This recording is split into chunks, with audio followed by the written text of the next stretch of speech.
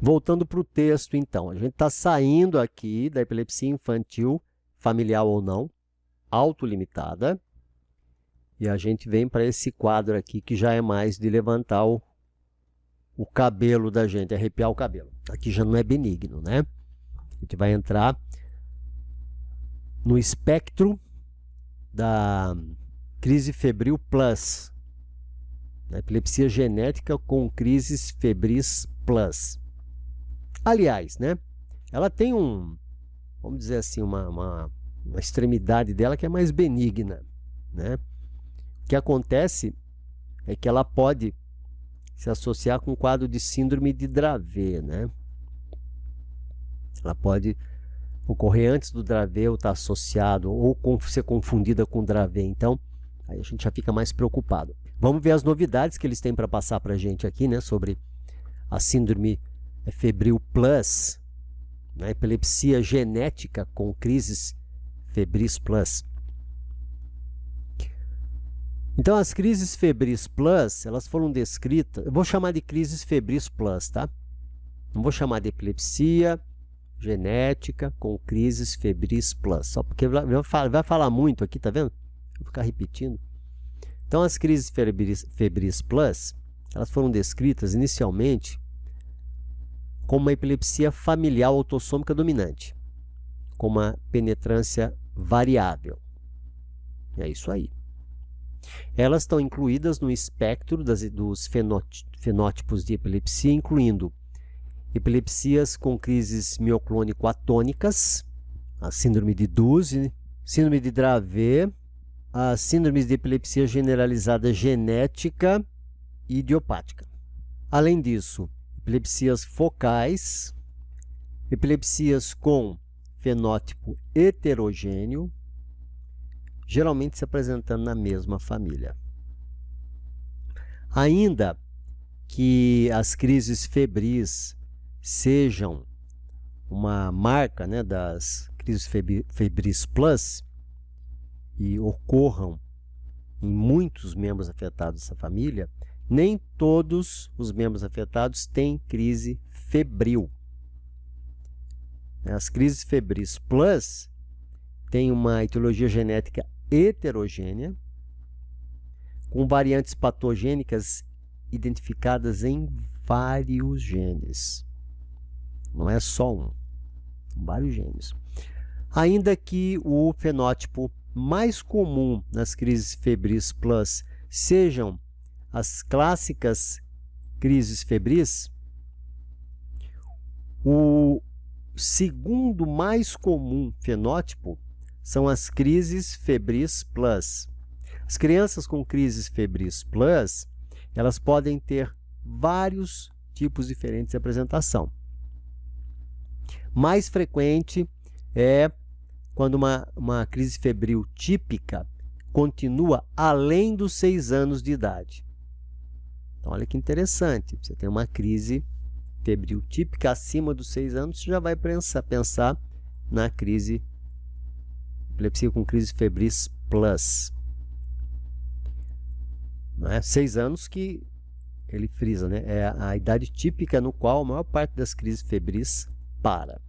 Na infância, uma história familiar muito forte de crises febris plus, de fenótipos, né, dessas crises, sugere esse diagnóstico, mas, mais recentemente, casos de crise febris, de fenótipo de crise febris plus, têm sido identificados sem história familiar. Aí já se pensa o quê? Que é uma variante patogênica de novo nas crises febris plus. As crises genéticas, né? Febris plus. Epidemiologia. As crises genéticas febris plus, elas são um tipo comum. É o tipo mais comum de síndrome familiar.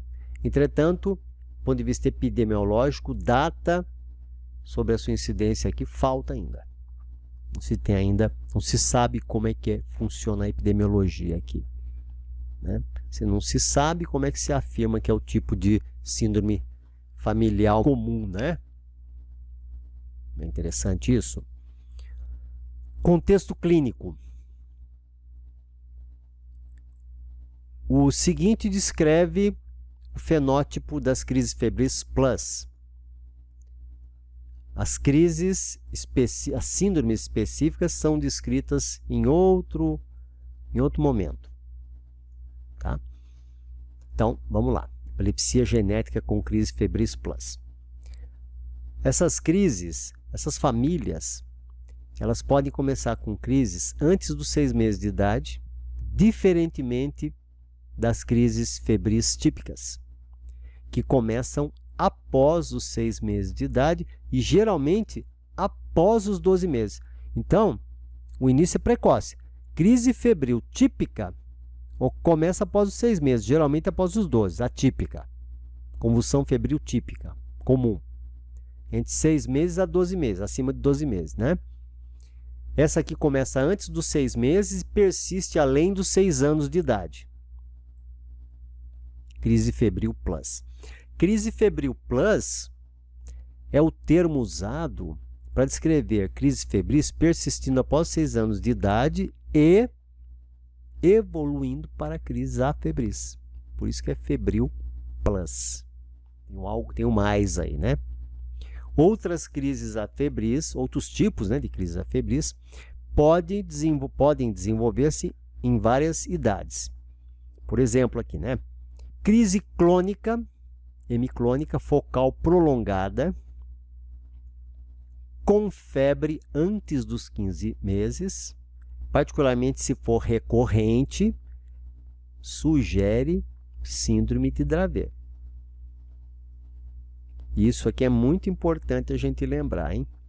Crise focal clônica ou hemiclônica, né? Prolongada, com febre antes dos 15 meses de idade, particularmente se for recorrente, a gente pensa em síndrome de Dravet.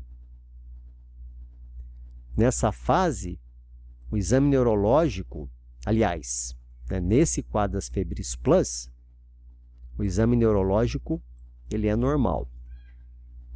Por que ele encaixou o Dravet aqui?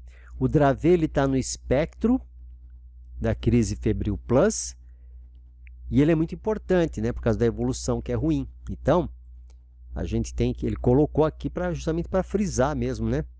Ó, uma crise hemiclônica ou clônica, né? Prolongada, focal, com febre antes dos 15 meses, antes de 1 ano e 3 meses. Você vai pensar aí, particularmente se recorrente, num Dravet. Então, antes de 1 ano e meio, crise febril com componente hemiclônico aí não é bom. É meio assustador. Curso da doença. Curso da doença. As crises na epilepsia genética com crises febris plus são tipicamente responsivas a medicamento anticrise, ainda que nem todos os pacientes requiram profilaxia, tratamento profilático, né? Os pacientes apresentando-se apenas com crises febris plus, usualmente têm uma epilepsia autolimitada, com resolução das crises próximo da puberdade. Crescer um pouquinho, né, antes da puberdade já melhora. O curso da doença para indivíduos apresentando outros tipos de epilepsia ou síndromes epiléticas dentro do espectro das crises genéticas febris plus depende do tipo de epilepsia ou síndrome. O que é isso, né? Ele está falando que dentro desse espectro aqui você tem o Dravet, você tem o Duzi, né? Você tem a febril típica, que está dentro do espectro também. Então vai depender, a evolução vai depender do tipo de epilepsia da qual estamos falando. Dentro desse espectro, isso aqui é um espectro. Vamos falar do tipo de crise aqui, das crises febris plus. As crises febris, elas têm manifestação clínica cujas crises pode ser generalizada ou focal. Essas crises febris generalizadas ou focais são mandatórias tem que ter para o diagnóstico. Além disso, uma variedade de outras crises generalizadas ou focais afebris também podem ser vistas, mas o mandatório aqui, crise febril generalizada ou focal. O EG, atividade de fundo é normal, ocasionalmente você vai ter descargas generalizadas ou focais.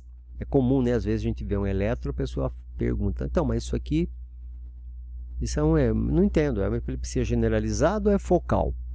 Então, vocês estão vendo o que? Tem as duas coisas, né? No mesmo paciente, muitas vezes. O mesmo tipo de quadro, aliás, né? Você pode ter os dois tipos de manifestação diferente. O EG ictal varia de acordo com o tipo de crise. Imagem, a ressonância aqui, se for feita, não mostra etiologia nenhuma para a síndrome. Quadro genético.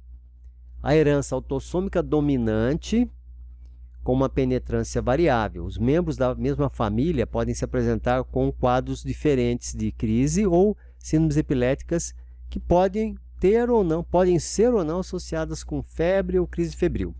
Ele fala aqui que ainda que o primeiro gene identificado tenha sido relacionado ao canal de sódio N1B, foi o primeiro identificado aqui. Ele não é o mais comum gene associado com as crises febris genéticas. A associação maior é com o canal de sódio, voltagem independente aqui, N1A, SN1A. Uma variante patogênica identificada em 10% dos pacientes com esse quadro. É bastante, mas não é a maioria, né? 10%. Mais ou menos 10%, ele fala aqui. Outras variantes genéticas que fazem a codificação dos canais de sódio voltagem dependente, cálcio e potássio, né, além dos canais iônicos que são ligantes também, incluindo aqui as subunidades do receptor de nicotínico colinérgico, receptor da subunidade A do ácido gama-aminobutírico, né, e outros aqui também foram ligados a essa síndrome. Diferencial qual que é? Então, as crises febris familiares sem uma história familiar sugestiva de epilepsia. Você tem crises familiares febris sem uma história familiar sugestiva de epilepsia genética com crise febris plus. Você não tem a história, mas você tem crise febril familiar, é diagnóstico diferencial. Crises infantis devido a causas agudas, por exemplo, isquemia, infecção, hipoglicemia. E alterações estruturais, como, por exemplo, malformações do desenvolvimento cortical ou lesão cerebral prévia. Tudo isso aqui pode entrar no diagnóstico diferencial. E é isso. E agora a gente vai falar da epilepsia mioclônica da infância